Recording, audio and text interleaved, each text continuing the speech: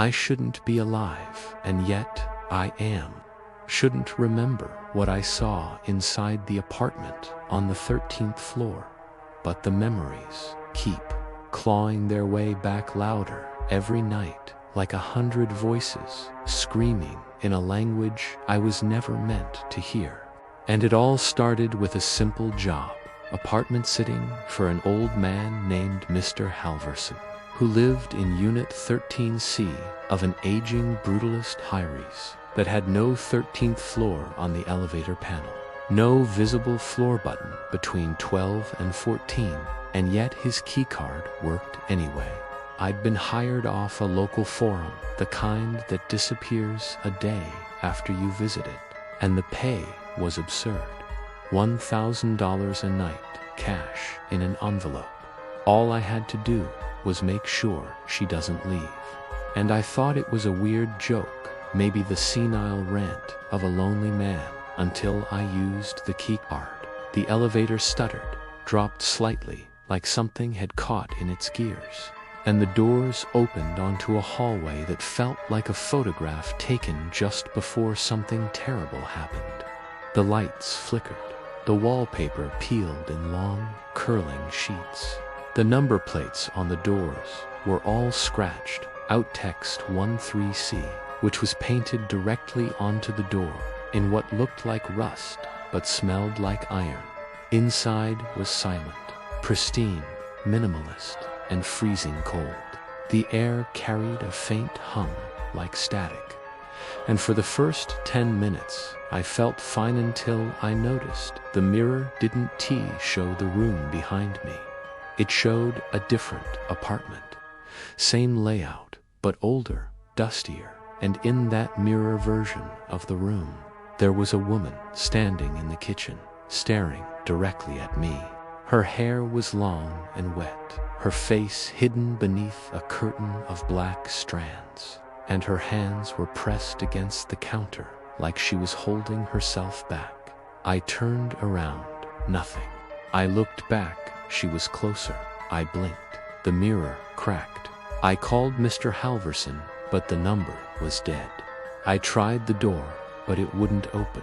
No matter how hard I yanked, it felt welded shut. Then the apartment began to change. Subtly, at first, the ceiling fan slowed without power. The clock reversed direction. My phone's battery charged itself, but then the walls began to breathe, expanding and contracting like lungs. And from behind the plaster, I heard whispering, too fast to understand, but unmistakably speaking to me.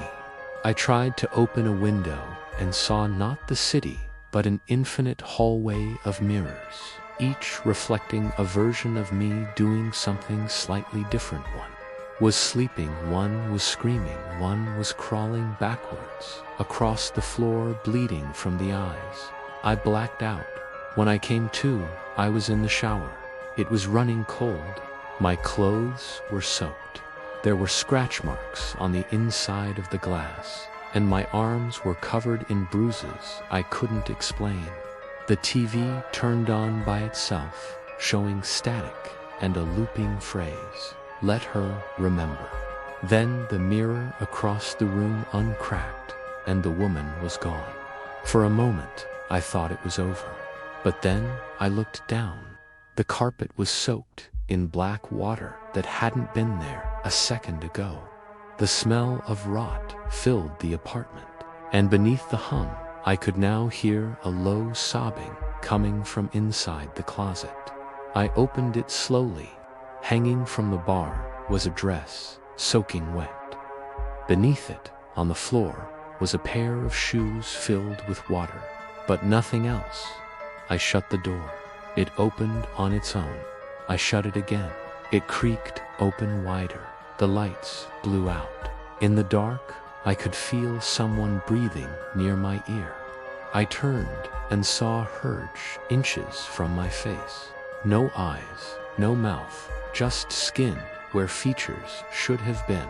She raised one finger and touched my forehead, and in that moment, I saw everything. Dozens of people screaming inside that apartment, over decades trapped, forgotten, slowly erased, replaced by others hired for the same job. Each time, they were told not to let her leave. Each time, she tried harder, and now it was my turn. The next day, I was found passed out in the hallway on the 12th floor. Paramedics said my vitals were fine, but I was unresponsive for 6 hours. When I came to, I was in the hospital, and all I could say was, "She knows who I am now." They didn't believe me. No one ever does, but I went back. I had to. I needed proof. Except 13C didn't exist.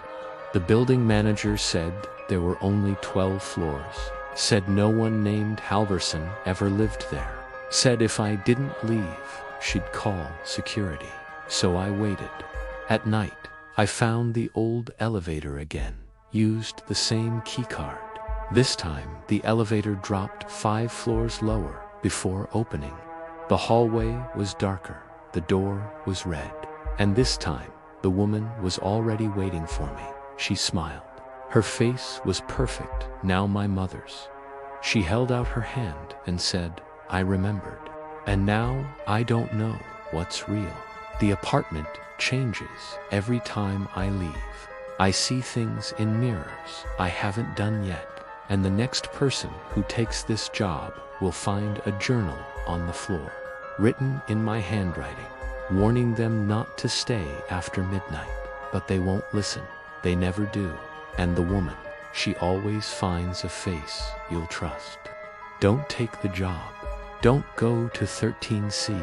Don't look in the mirror if it doesn't show your reflection. Because once you let her remember, you can't forget.